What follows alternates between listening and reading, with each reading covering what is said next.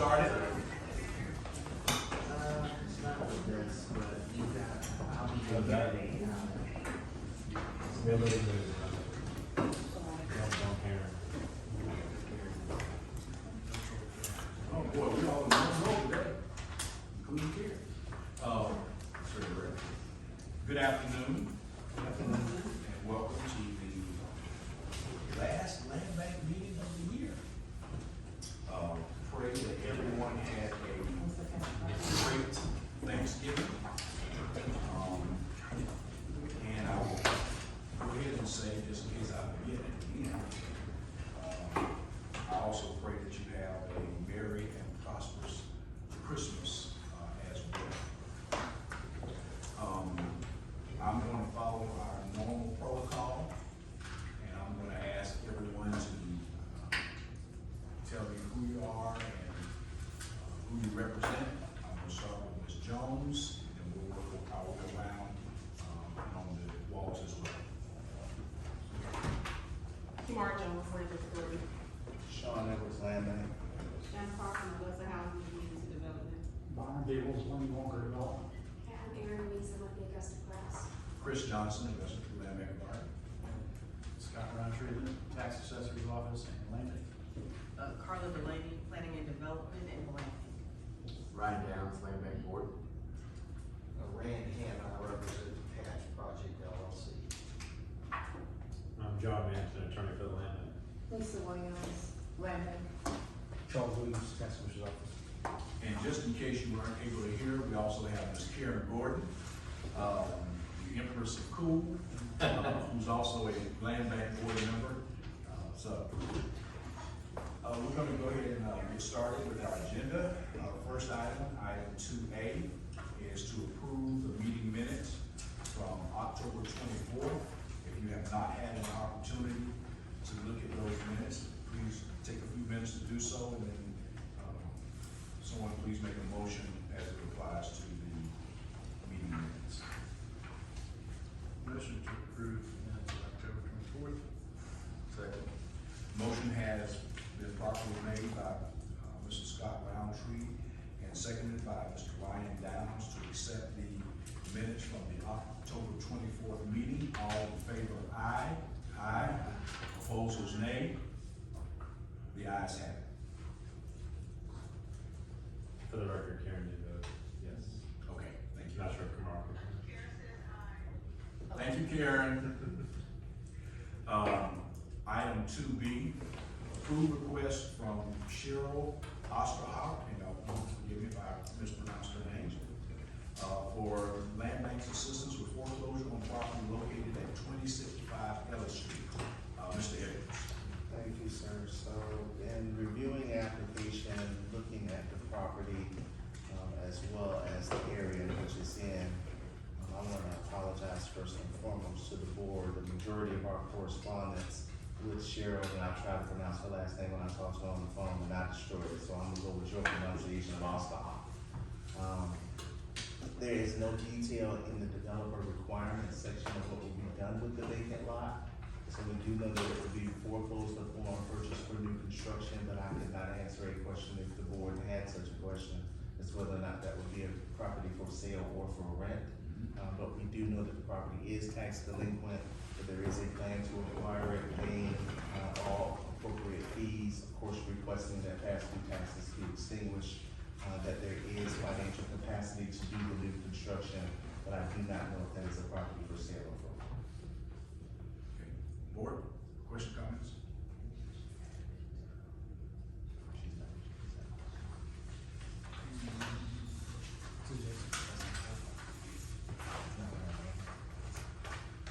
And it meets all of the zoning requirements for new construction? So, she will have to go and look at getting, either variance or special exception, and Mrs. Delaney can correct me on what is the appropriate, because of the area that she's in, only having a 40-foot wide lot, but that is the extent of everything on the block, so there could be some lenience in what would be allowed to be constructed on the lot. The structure you have in your packet is from the old GIS. You do see a burnout as one of those images and now vacancy there.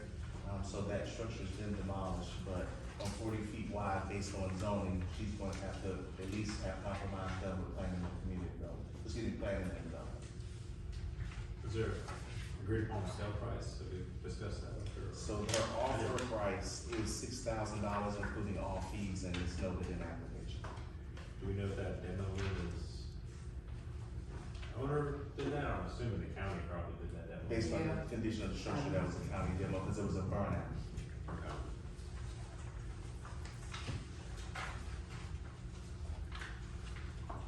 Any questions? Do I have a motion?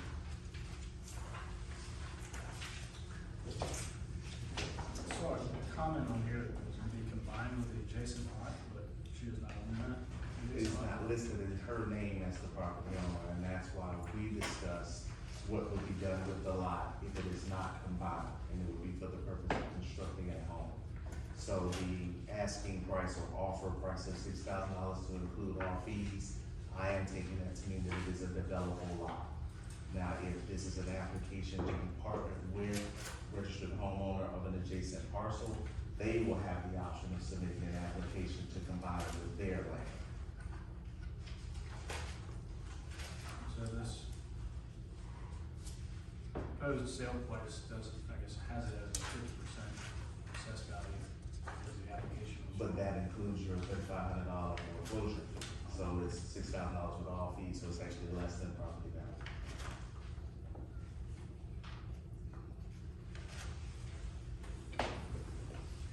Motion to approve. Second.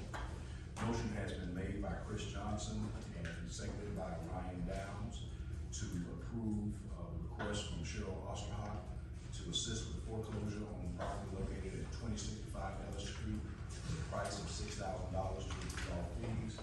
All in favor, aye. Aye. Opposers, nay. Nay. So we have, 4 ayes and 1 nay, is that correct? All right, motion approved. Item 2C, approve request from Wayne Millar and Irwington LLC to purchase the following, land bank parcels for construction for single-family homes: 614 Sibley Street, 25 Watkins Street, 618 Sibley Street. Mr. Edwards. So the board should be pretty familiar with Mr. Millar and his company, their work that they've done in Hilltown neighborhood on parcels we sold on 1 Avenue. Those newly constructed properties have actually set a new benchmark in Old Town for new construction market rate comp prices. And so they are continuing their work going around the corner now on Sibley. 614 and 618 are approximately worth $1,500 to $1,600 each. Of course, in the motion, we'll give you the exact number that I've added. The 25 Watkins is a complementary lot to one they also own that they need to recombine in order to get a third unit there. Of the 4 they built already, all 4 are sold. On second, directly across the street, the 4 remaining 2 have already broken ground with lots being cleared, so we've got no concerns whatsoever whether that these properties will also be constructed within our 18-month timeline. So I would like to go ahead and, for the record, give you the totals for each of those. So for 614, Sibley staff is recommending approval to sell for $2,981, which is $1,581 for the lot plus the $1,400 in fees. For 25 Watkins Street, staff is recommending and requesting approval for $2,964, which is the $1,564 for the lot plus the $1,400 in fees. And then for 618 Sibley, staff is recommending approval of $3,056, which is the $1,656 for the lot, and then $1,400 in fees. And in each of those instances, that is the full assessed value. So is that a total of $8,091?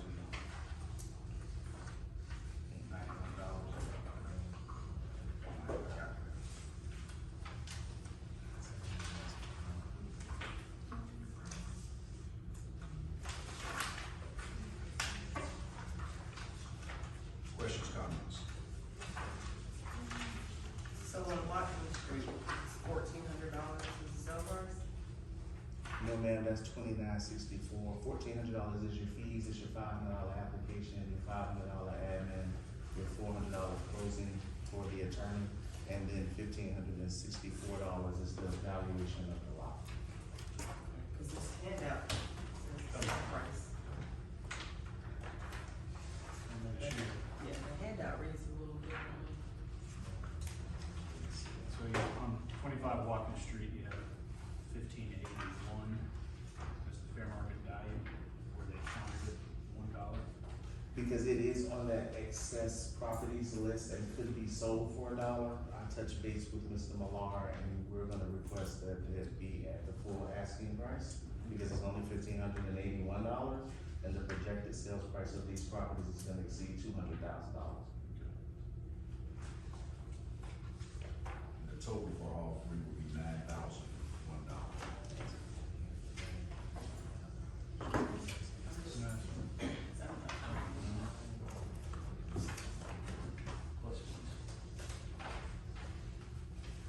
Sean, repeat the total amount for each property again. Okay, so I came up with for 614 Sibley, 2981, that's the 1581 plus 1400. For 25 Watkins, I have 2964, that's the 1564 plus 1400. And for 618 Sibley, I have 3056, that's the 1656 plus 1400. I guess, yeah, our document doesn't jive with any of that, they're all crisscrossed. I just went according to the agenda as Okay. opposed to the pricing sheet. I apologize about that. So currently we're on 614 Sibley. So the two that they're constructing now, Sean,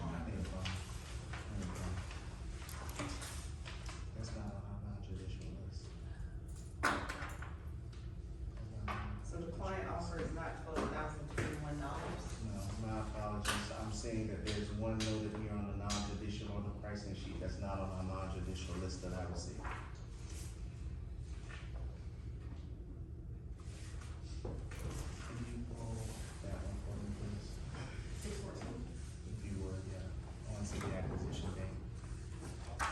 Go to sales history. That's not a non-judicial sales date.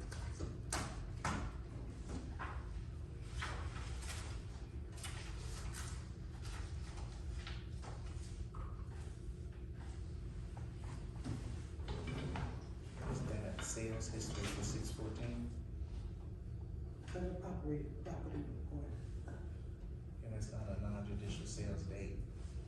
I think that's a normal foreclosure that was done several years ago. Yeah, that's not a non-judicial sales date, and it doesn't appear on a non-judicial list. Our non-judicial sales date was October 22nd, 2021. Now, let me apologize, because if this were a property that was acquired at that time via another means, I would not have been aware, but I should have definitely been aware before this meeting. The only non-judicial sale that we've ever attended was in October of 2021. so how would that affect the prices that you It gave? would be the prices that I gave as opposed to the prices that you're seeing here. Oh, sure. However, if we could ask if the board would consider 25 and 618 and give us a moment in order to confer on 614, or to even postpone this item and moving it forward in the agenda just for us to confirm. Yeah, let's wait. Move to the end of the agenda. Yeah, when we go to legal session, there will be a portion where y'all will be in here, and so that'll be an opportunity. Thank you, sir. Okay, so we're just gonna push this out for just a few, give them a chance to confer. Going to item 2D, approve request from Larry Harris to purchase 3123 Bell Drive for new construction of single-family homes. Mr. Edwards. Yes, sir. So L&H is the company name for Mr. Harris. He's purchased property from us on Bell Drive already and started construction on that home. We've actually advertised that on our social media. He's looking to acquire his second property from us on the same street to continue construction. It is a non-judicial property, so fees total $6,000 for it. But it is also one of the properties you approved in the excess properties presentation done by Ms. Jones. I want to say last year, earlier this year. And so based upon the property, having no interest in the area, being the only client that is building there, and then the fact that it's $6,000 worth of fees for the parcel, we're recommending selling the property for the total of $6,001. So this is one of those properties that we're just trying to get out of there. Yes, sir. And they're paying the same rate on the bargain as well as the, clearing of title. I make a motion to approve. I second. Motion has been made, by Ms. Carter Lady and properly seconded by Chris Johnson to approve the request of Larry Harris to purchase the property at 3123 Bell Drive, new construction, for the price of $6,001, correct? $6,001. All in favor, aye. Aye. Opposers, nay. The ayes have it. Item 2E, approve request from Mr. Frederick Gibbons to purchase the following land bank parcels for construction of single family rental homes. Properties located at 107 East Watkins Street, 845 First Street, and 822 First Street. Mr. Edwards. So in application, you will see where Mr. Gibbons offered for 845 and 822 First Street, $1,000 per parcel. These are also non-judicial sales, and I had a conversation with Mr. Gibbons over the phone prior to this meeting. Being that he has 3 properties on here, one of which he's asking for $1, which is not an excess properties list. So I requested of him the opportunity in order to be able to kind of restructure his application on the line in front of the board for your consideration. Being that 845 and 822, again, are properties you've approved in the excess properties list, he's willing to pay the full freight on the $6,000 worth of fees. Staff is recommending selling each of those properties at $6,001 each. That's 45 and 22. Yes, sir. And then the $2,000 in total in application that Mr. Gibbons was willing to spend for the prior 2 properties would be applied to the third, which is the one at 107 East Watkins. So the land bank would receive the same amount of money, but the board is considering selling a parcel for $6,001, and now $2,000 plus fees, which is non-judicial as well. Now, I know that was confusing how I stated that, so I'll state it again. So what's that total for the, So for 107 would be $8,000, which is $6,000 in fees and $2,000 for the lot. And then for 845 and 822 respectfully would be $6,001. So we're selling excess at $1 plus fees, and you're selling this other parcel at $2,000, yes sir, $2,000 plus 6. So we're talking about $20,000 and $20,002. Yes sir. Okay. Would you, do you mind pulling up 822 First Street for me real quick?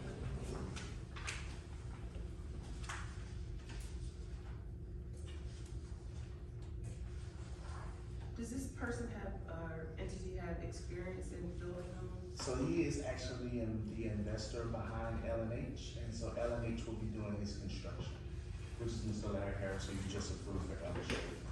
Mr. Gibbons is just the investor behind it.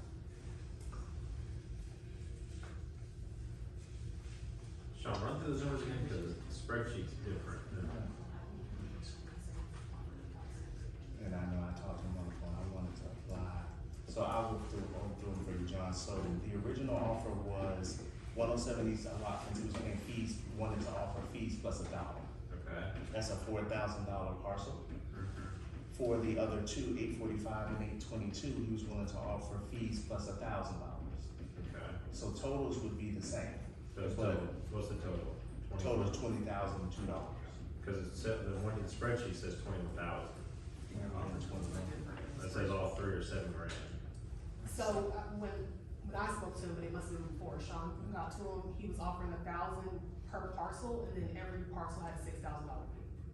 So that's where that number on the spreadsheet comes from. There was another conversation that happened. Okay. Yeah, his application has one of the parcels at $1, so you would have only 2 $1,000 fees and 3 $6,000 fees. Okay. So if there were a motion to approve, let's go through this on Yeah. each one again. So recommendation for approval is 107 East Watkins, being $2,000 plus 6,000 in fees, so $8,000. Okay. 845 First Street being $6,000 in fees, $1 for the parcel. 6,001, Yes, sir. okay, And then the same for 822. 6,001, Yes, sir. So a total of $20,002. but 20,000. Okay. Motion to approve. I second. Motion has been made by Mr. Ryan Downs, and seconded by Chris Johnson to approve the request from Frederick Gibbons to purchase the land bank properties located at 107 East Watkins Street, 845 First Street, 822 First Street for a total of $20,002. All in favor, aye. Aye. Opposers, nay. The ayes have it. Okay, ladies and gentlemen, I'd like to make a motion to go into legal session at 2:23 p.m. Second. Motion has been made by Chris Johnson, and properly seconded by Scott Roundtree, to go into legal session at 2:23 p.m. for purposes of discussing real estate and personnel matters.